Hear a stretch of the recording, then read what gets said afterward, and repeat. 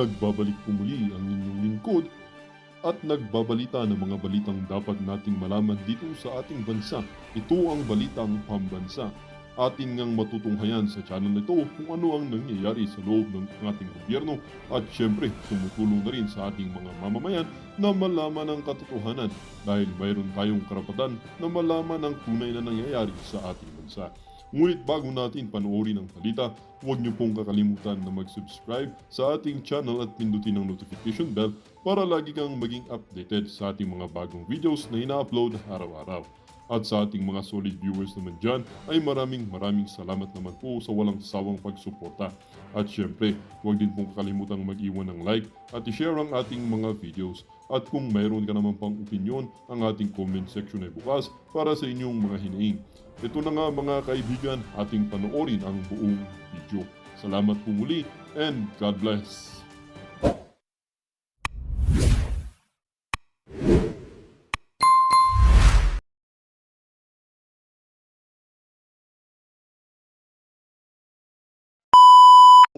Sa lahat ng mga Bisaya. Kaya sinama niya lahat. Sinama niya lahat. Di Davao, Mindanao.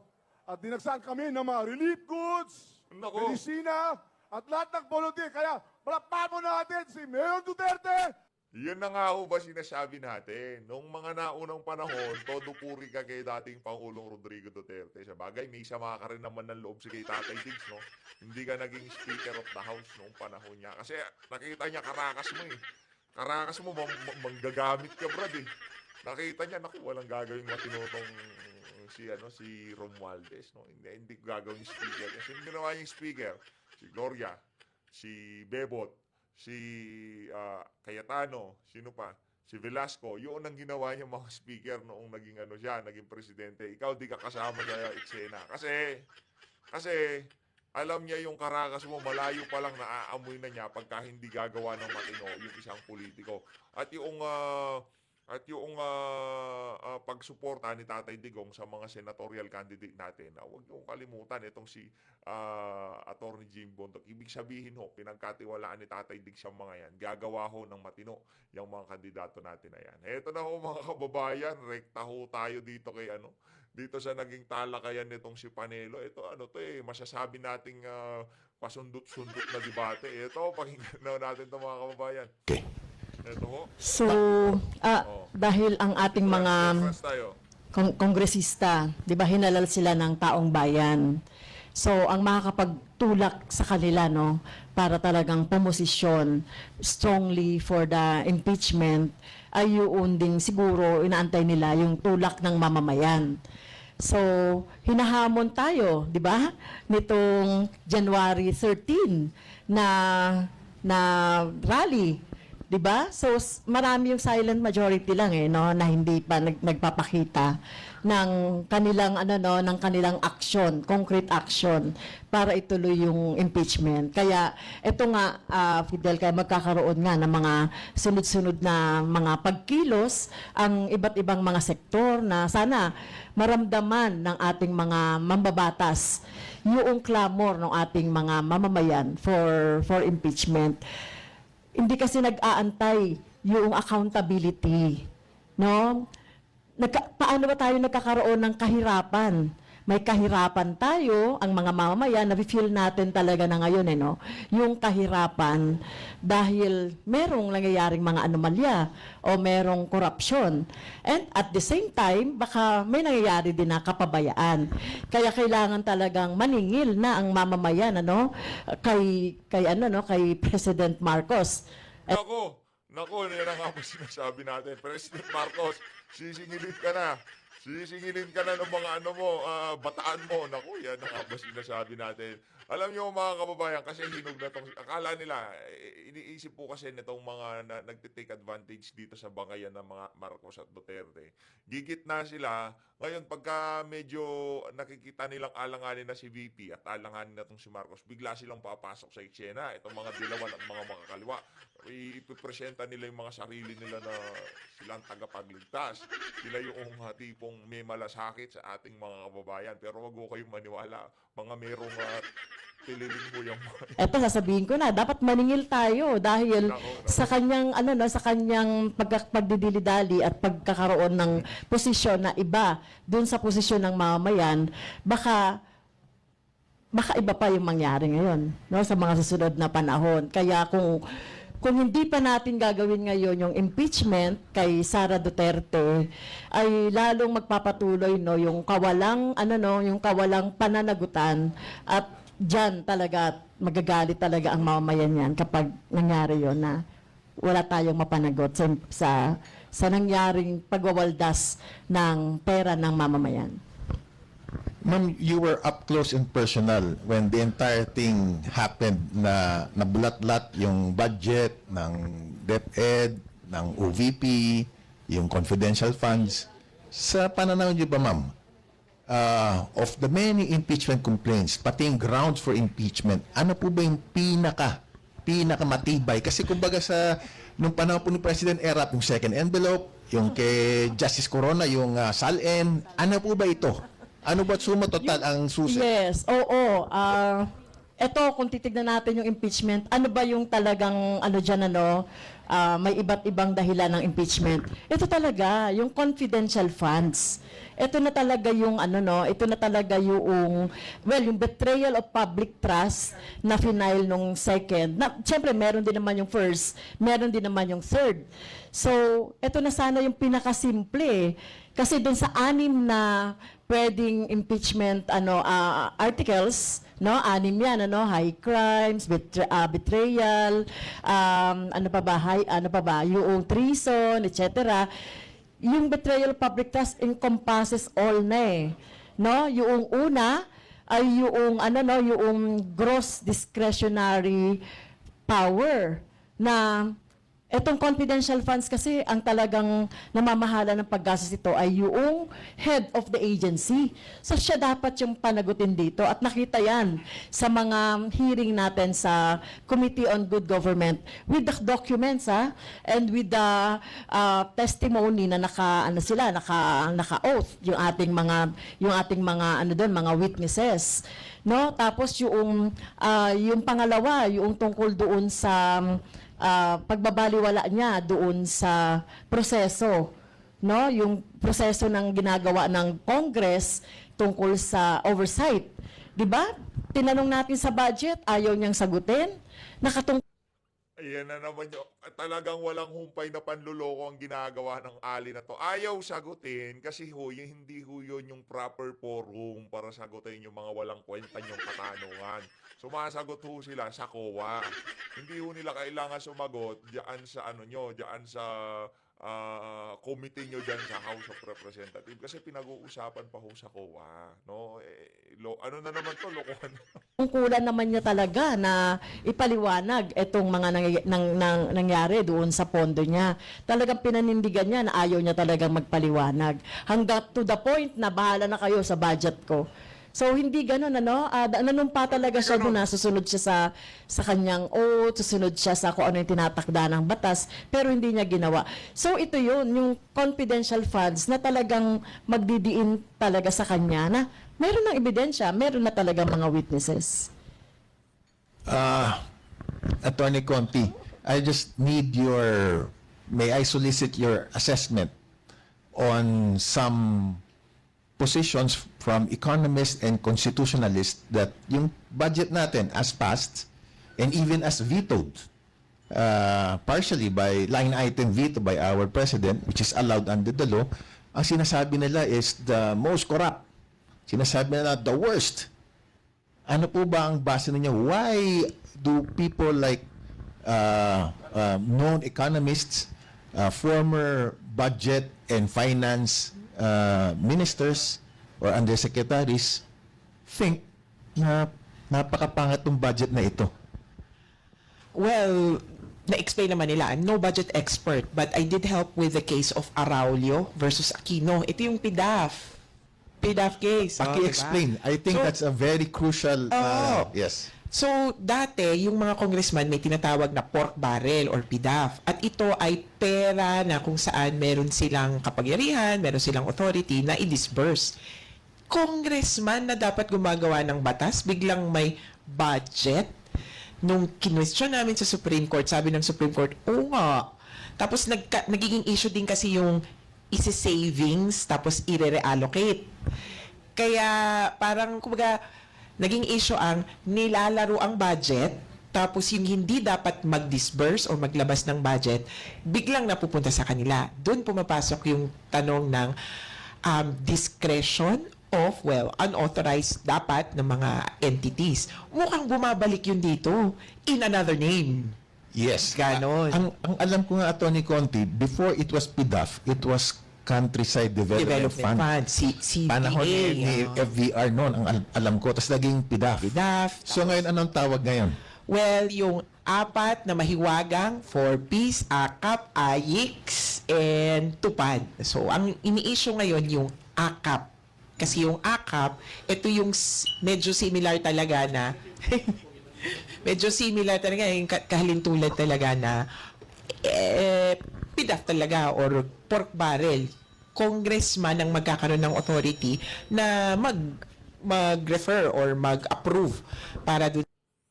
Tanungin nyo yung si Franz Castro, bakit nung ipinapasaya ang akap na yan, yung mga ayuda na yan, di siya nagsalita? Bakit yung tinatanong yan si Atty. Conti o kung sino man yung abogadong nakakulay dilaw na yan? Tanungin nyo yung katabi nyo. Sir, tanungin nyo si Franz Castro dyan. Sa taong bayan. Sabi nga nila, bakit kayo nagiging DSWD? Tingin kasi nila, ito na daw tayo na ay ayuda country. At dito sa ayuda, dahil palapit na yung eleksyon, dito sa ayuda, dito ka makakapanalo ng eleksyon. Maling-mali at nakakabuktot, hindi lang ng ating politika, no, kundi ng ating moralidad. Parang aasa ka talaga sa iba para lang magampanan, samantalang sa pangkalahatan, dapat gobyerno yan. It's a duty. Okay.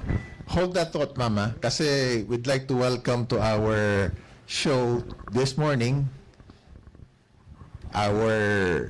parang in-house ka na namin, Sec Panelo eh. Hindi ka na kailangan introduce eh. But he is the former presidential spokesperson and chief legal Linipat yung upuan nitong si Atty. Panelo. Ayaw niya makatabi tong si Franz Castro. Baka nga naman mapatukan niya. Council during the time of former President Duterte, played a critical role in addressing controversies during the Duterte administration. And like I said, a mainstay in our show for the past many episodes. Good morning, Sec Panelo, sir. Good morning. Ang ganda na ng usapan namin. Nahirapan ako dito, Sec Panelo, dahil dalawang magagandang binibini na napaligiran ako.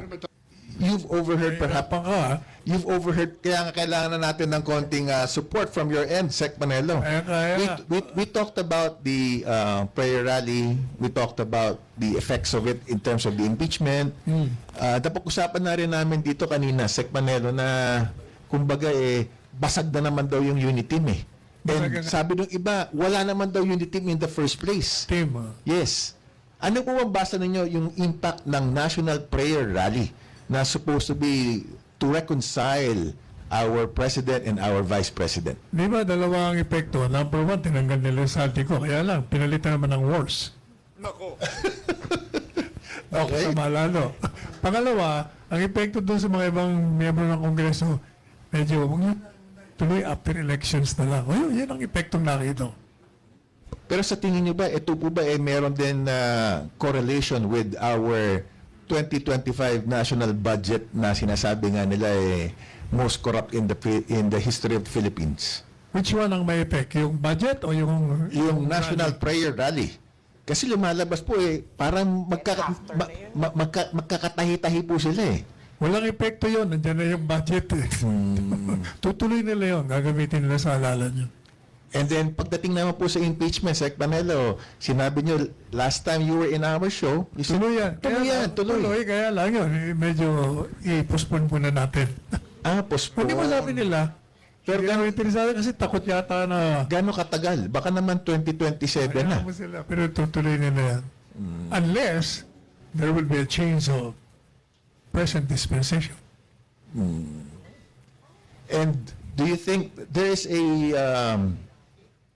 ongoing development that there might be a fourth impeachment complaint, which some sectors say could be the most important step so that the impeachment will now be endorsed dahil may support ng 103 Ano ba yung congressmen. yung fourth impeachment complaint? Sino ba mga complainants nun? Ay, wala pang narinig si Congressman Castro, pero yun pala ang umiikot doon sa Congress, but they don't know who and what. So it's still a big question. Umiikot, alam nila kung sino yung complainants. Umiikot na Ma'am, pala. Well, yung sa fourth complainant, ang report o na narinig natin sa SecGen, meron daw 12 na composed of majority and minority na mag-endorse nung fourth complainant. So, nung fourth impeachment. Pero hindi pa namin alam kung sino. Ayaw namang mag-disclose ni SecGen. So, baka, yun. Meron daw fourth. Pero yung first three complaints ay na verify na. Parang hindi ako makapaniwala na hindi alam ng mga kongresista. Sa grapevine, alam na nila yan. Uy, ano, grupo Well, ng mga baka alam mo, complainant di ba? Hindi ko nga alam. Baka alam niyo po kung Nasa labas sino-sino kami, yun. hindi namin alam eh. Diba? So, para sa amin, ako, as far as I'm concerned, so hindi ko pa alam yung mga definite. Yung number lang po, 12 daw na mga kongresista. Hanggat hindi na ipapasa yan or na-endorse yan or napafile yan sa SecGen, mahirap magsalita no, kung sino-sino sila. Gulatan daw po pala yan eh. Surprise! Surprise! 103. Baka andyan na yung 103. Malay natin, di ba? So, pwede ba akong mag-comment doon sa Go ahead, ma'am. Go ahead. yung sinasabi ni former Sec Panelo no na nagtagumpay daw yung January 13 na rally. Napatanggal daw yung chairman ng tama ba? Napatanggal yung chairman, napatanggal nyo. Tinanggal yung As a chairman result, as a ng result. ng committee, no, ng appropriations committee at pumalit Kailangan kasi niyang pagtanggol itong si Saldico, aso po yun ng amo niya eh. Kaya kailangan niyang pagtanggol. Ano yung dahilan? Health reason. pumalit ng worst.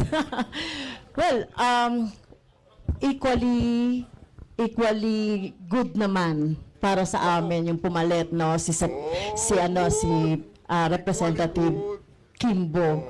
Kasi alam naman natin talaga na qualified din naman siya. Siyempre, pagka napanood ito ni Kumbo, ako itong mga makabayang black na to, parang nagpapakita hila sa akin, bigyan nyo ng ano yan, bigyan nyo ng pondo yung makabayang black. No? At ano pa ba? Ano ka na to?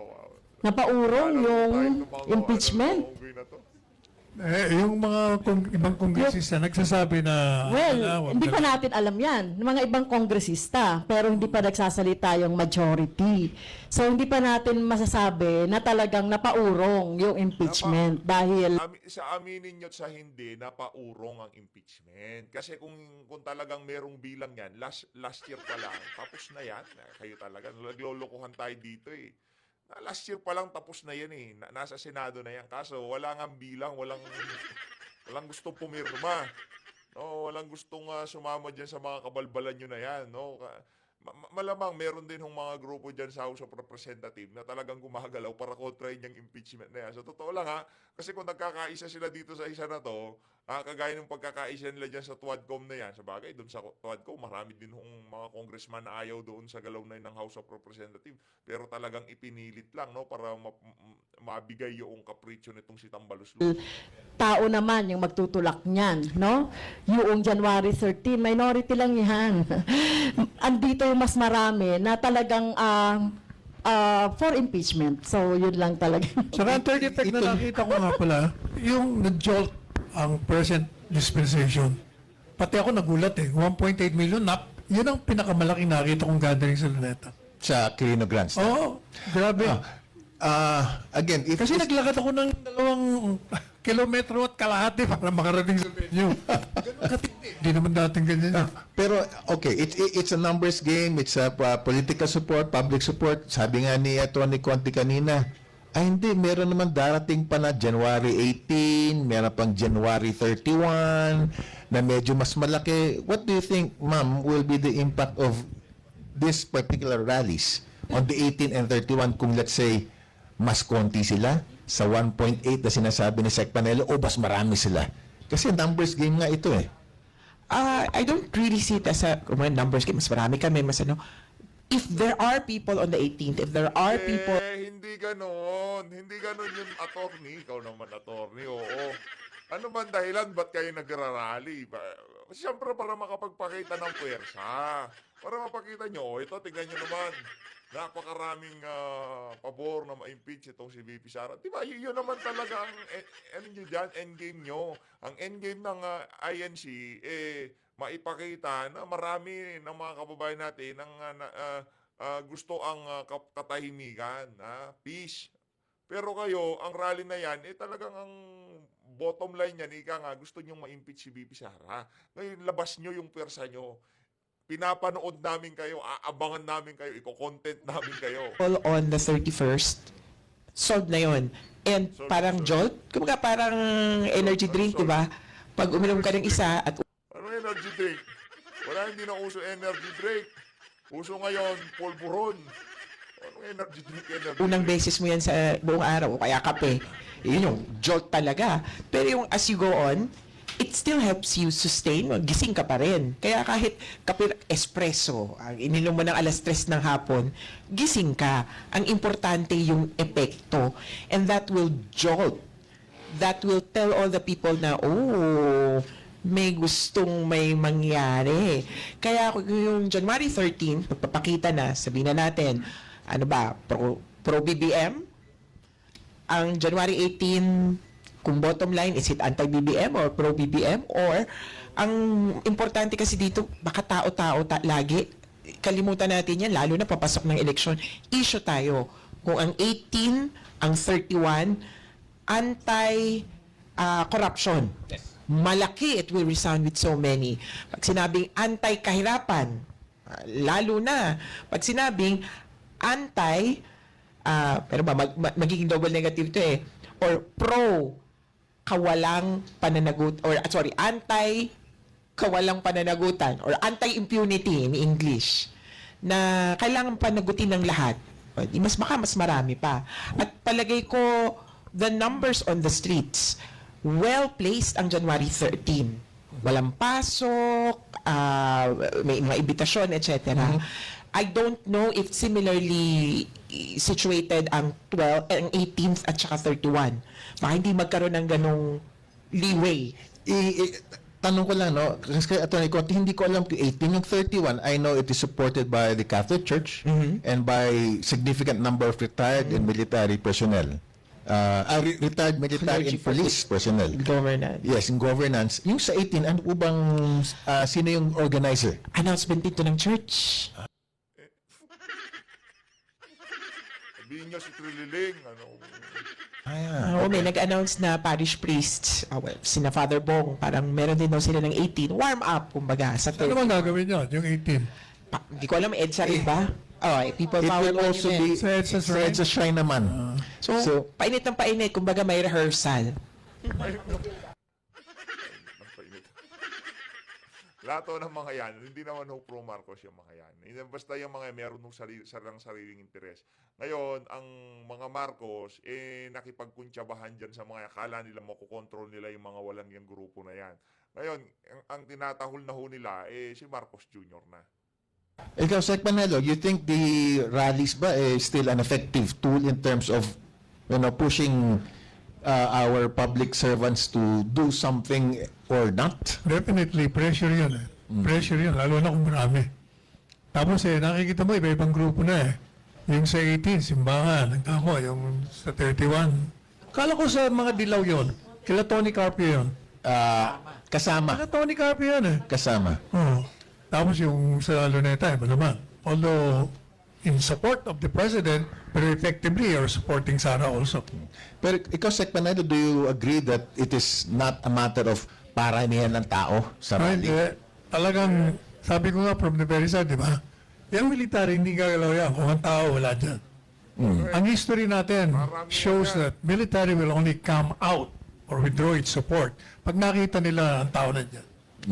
Hindi mo mapapalabas yan. Kayo, Congressman Castro, Do you think that Well, rallies are yung still rally effective? sa 31, malaki ito dahil combination ito nung lahat ng mga impeachment complaints, yung tatlo na impeachment complaints, kasama na dyan yung lahat pa ng supporter ng impeachment. At least malinaw ito. Hindi ito nagkukunwari na parang peace, di ba? Ito, direkta ito na talagang pagpapanagot kay Sara Duterte doon sa doon sa misuse ng pondo ng ating mamamayan. Kaya ang mga taong darating dito sa 31 ay talagang resolve silang kumilos, gumawa ng mga iba pang mga activity para talagang ma-push ang ating Kongreso na ituloy yung impeachment. Bakit nga Well, pala bakit nga pala hindi sa Luneta? Bakit dyan lang sa EDSA? Malitang EDSA shrine eh. Naku po. O sinadya nila yun? Dahil kukunti lang darating. So,